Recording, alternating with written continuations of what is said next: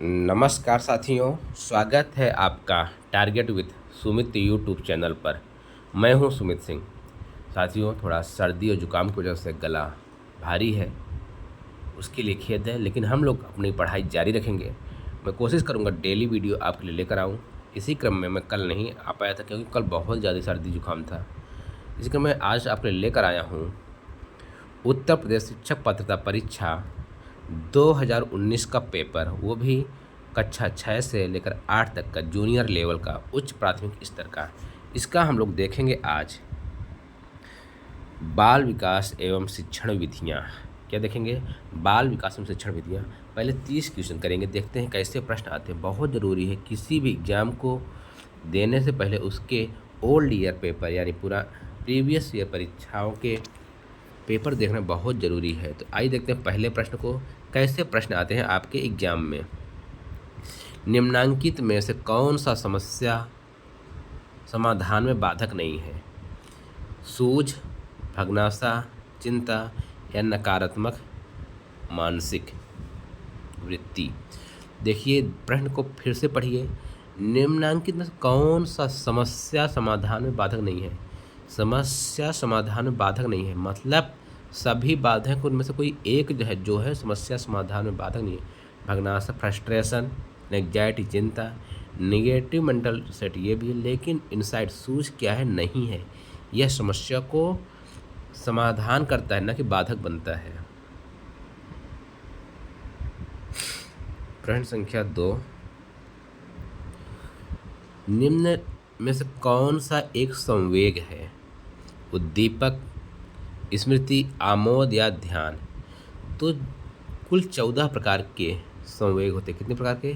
14 प्रकार के। उसमें से सिर्फ जो दिया है आपके 4 ऑप्शन में सिर्फ आमोद है। आइए देख लेते हैं कौन से 14 प्रकार के संवेग होते हैं।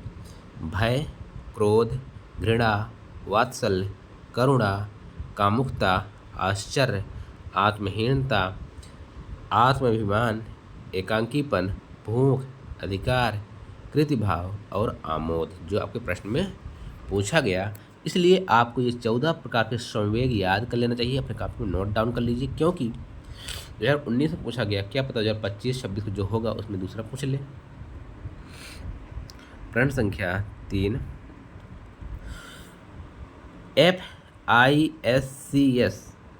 FIACS के साथ मूल रूप से कौन संबंधित है? Herbert, lipid, Flanders, Morrison. तो फ्लैंडर महोदय जो हैं इनसे संबंधित कौन से? FIACS। ये होता क्या है? आइए देखते हैं इसका विस्तृत व्याख्या। FIACS नैड ए फ्लैंडर से संबंधित है। उन्होंने 1959 में कक्षा के शाब्दिक व्यवहार पर आधारित एक विशिष्ट प्रणाली विकसित की, जो कक्षा के अंतर्गत होने वाली विभिन्न घटनाओं का निरीक्षण क्रमबद्ध और वैज्ञानिक ढंग से करती है। उसी को कहते हैं FIACS। आइए चौथे प्रश्न की ओर देखते हैं। यह पेपर आपका 8 जनवरी 2020 को हुआ था। कथनों में से कौन सा प्रश्न कौशल के लिए सही नहीं है? प्रश्न पूछने में उत्साहवर्धक तरीकों का प्रयोग करना, प्रश्नों को प्रोत्साहन देना, हाँ अथवा उत्तर न उत्तर वाले प्रश्नों की संख्या बढ़ाना, सुनने में संवेदनशीलता विकसित करना। एक बार प्रश्न को देखिए फिर से। निम्न कथनों में से कौन सा प्रश्न कौशल के लिए सही नहीं है? देखिए ऑप्शन नंबर सी, हाँ या ना उत्तर करने वाले प्रश्नों की संख्या बढ़ाना। ऐसे प्रश्न को बिल्कुल कम करने चाहिए, क्योंकि और हाँ और ना में उत्तर देने से बच्चों का जो मानसिक डेवलपमेंट होगा वो अच्छी तरह से नहीं हो पाएगा। ठीक है, इसलिए ये सही नहीं है। प्रश्न कौशल के तरीके निम्नलिखित होने चाहिए। प्रश्न पूछने में उत्साहवर्धक तरीकों का प्रयोग हो, प्रश्नों को प्रोत्साहन देना, सुनने में संवेदनशीलता विकसित करना, विस्तृत सूचना प्राप्त करना। और हाँ और ना वाले में विस्तृत सूचना को प्राप्त नहीं होगी, इसलिए सूचना होनी चाहिए। आलोचनात्मक सजगता विकसित करना। अतः हाँ अथवा ना उत्तर वाले प्रश्नों की संख्या बढ़ाना प्रश्न कौशल का उचित तरीका नहीं है। प्रश्न संख्या 5, निम्नलिखित में से कौन सा व्यक्ति मापन की प्रक्षेपी तकनीकी है? साक्षात्कार, प्रक्षेपी, पर्सनालिटी मेजरमेंट। ध्यान दीजिए, जब आपको हिंदी समझ में ना आए तो आप इंग्लिश वाला पढ़ लें। Which of the following projective technique of personality measurement. Personality measurement के लिए कौन सी अच्छी तकनीकी है? इंटरव्यू? नहीं भैया। प्रासंगिक अंतर्बोध परीक्षण, thematic appreciation test, rating scale, observation. तो ये होगा प्रासंगिक अंतर्बोध परीक्षण। आइए कैसे देखते हैं विस्तार से। व्यक्तित्व मापन की प्रक्षेपी तकनीक के अंतर्गत निम्न परीक्षण आते हैं: शब्द साहचर्य परीक्षण, रोरसा मसी लक्ष्य परीक्षण, अन्य मसी लक्ष्य परीक्षण, प्रासंगिक अंतर्बोध परीक्षण। ये सबसे महत्वपूर्ण है। प्रश्न संख्या 6, सृजनात्मकता समस्या समाधान की वह अवस्था जिसमें व्यक्ति असंगत सूचनाओं पर ध्यान नहीं देता उसे क्या कहते हैं? आयोजन, अनुवादन, प्रबोधन या उद्भवन। तो उसको कहा जाता है उद्भवन। सृजनात्मक समस्या समाधान की वह अवस्था है जिसमें व्यक्ति असंगत सूचनाओं पर ध्यान नहीं देता, उसे उद्भावन कहते हैं। इस अवस्था में व्यक्ति सभी संबंधित सूचनाओं को एकत्रित करने के बाद सूचना के बारे में चेतन रूप से चिंतन करना छोड़ देता है, परंतु अचेतन रूप से समस्या के बारे में सोचता रहता है। उद्भवन काल में कोई नई सूचना, ज्ञान अथवा अनुभव स्मृति भंडार में जमा नहीं होता। प्रश्न संख्या 7, बोली जाने वाली भाषा की सबसे छोटी इकाई क्या है? तो बहुत सरल क्वेश्चन है। तो यह है ध्वनि। क्या है? ध्वनि। जैसे का, पा, ना।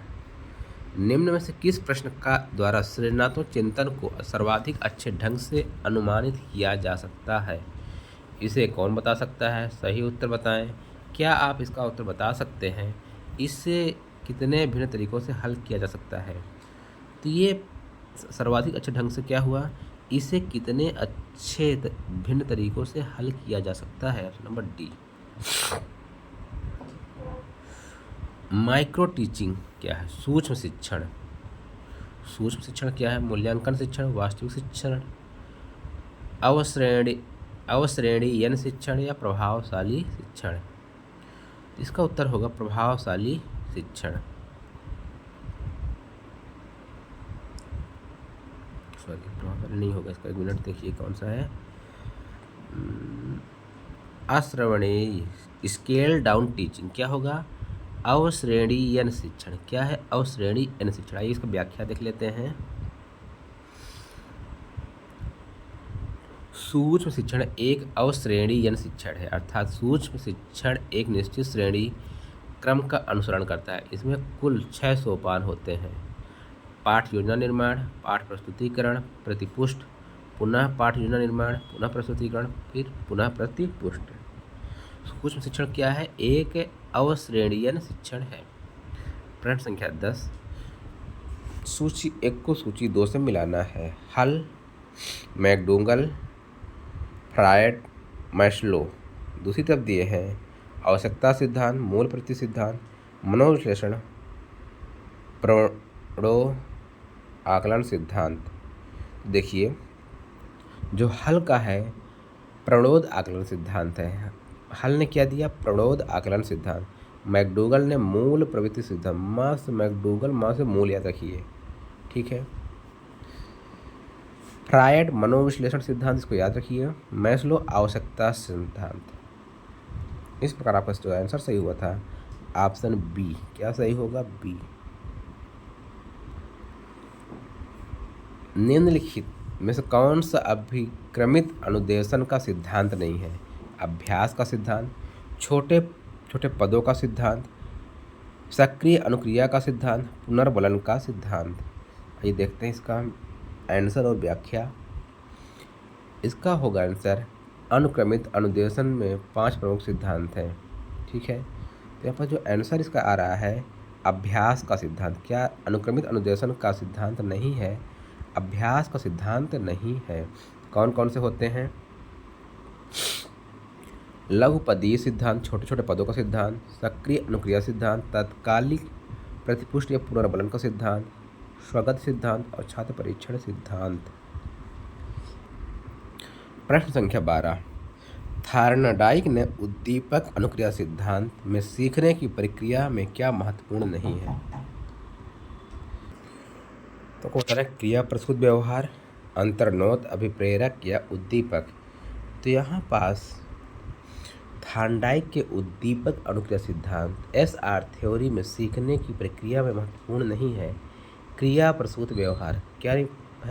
क्रिया प्रसूत व्यवहार महत्वपूर्ण। इसके अलावा अंतर्नोद, अभिप्रेरक, उद्दीपक क्या है? महत्वपूर्ण है। थार्नडाइक ने उद्दीपक अनुक्रिया सिद्धांत SR थ्योरी में सीखने की क्रिया में अंतर्नोद, अभिप्रेरक, उद्दीपक, अवरोध, पुनर्बलन, अनुक्रिया आदि महत्वपूर्ण है, जबकि क्रिया प्रसूत व्यवहार स्किनर के क्रिया प्रसूत अनुबंधन सिद्धांत से संबंधित है। प्रश्न संख्या 13, निम्नलिखित में से किस प्रकार के अधिगम को गेने ने अपनी अधिगम सोपानिकी में सर्वाधिक निम्न स्थान पर रखा? प्रत्यय अधिगम, शाब्दिक अधिगम, संकेत अधिगम, श्रृंखला अधिगम। तो आइए उत्तर देखते हैं। RN गेने ने अधिगम सोपानिकी के अनुसार अधिगम के 8 प्रकार निम्न हैं। तो इनके अनुसार जो होगा सांकेतिक अधिगम। क्या होगा? सांकेतिक अधिगम। आइए 8 प्रकार को देखते हैं किसके? गेनर महोदय के। समस्या समाधान अधिगम, सिद्धांत अधिगम, संप्रत्यय अधिगम, बहुविभेदन अधिगम, शाब्दिक अधिगम, श्रृंखला अधिगम, उद्दीपक अनुक्रिया अधिगम और सिग्नल लर्निंग यानी संकेत अधिगम। तो संकेत अधिगम को सर्वाधिक निम्न स्थान पर रखा। आपने पूछा था, क्या पूछा था प्रश्न कि निम्नलिखित में से किस प्रकार के अधिगम को गेने ने अपनी अधिगम सोपानिकी में सर्वाधिक निम्न स्तर पर रखा? तो संकेत अधिगम को सबसे नीचे रखा। ठीक है, और क्रम आप याद कर लीजिए इसको।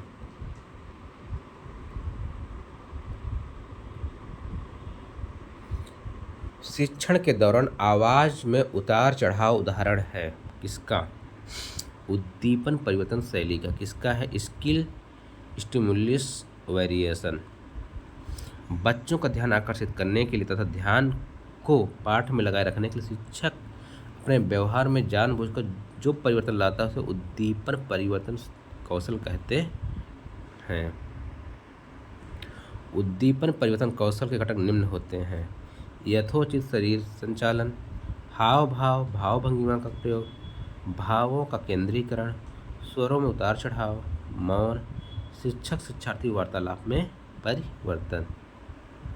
प्रश्न संख्या 15, निम्न में से कौन सा संप्रेषण प्रक्रिया का तत्व नहीं है? मध्यम, अंतःक्रिया, प्रतिपुष्ट, पुनर्बलन। संप्रेषण एक प्रक्रिया है जो 2 या अधिक व्यक्तियों के मध्य घटित होता है। इसके माध्यम से अभिवृत्तियों, इच्छाओं, आदर्शों, सूचनाओं का आदान प्रदान होता है। तो संप्रेषण प्रक्रिया का तत्व नहीं है पुनर्बलन, और ये सभी हैं: माध्यम, अंतःक्रिया, प्रतिपुष्टि।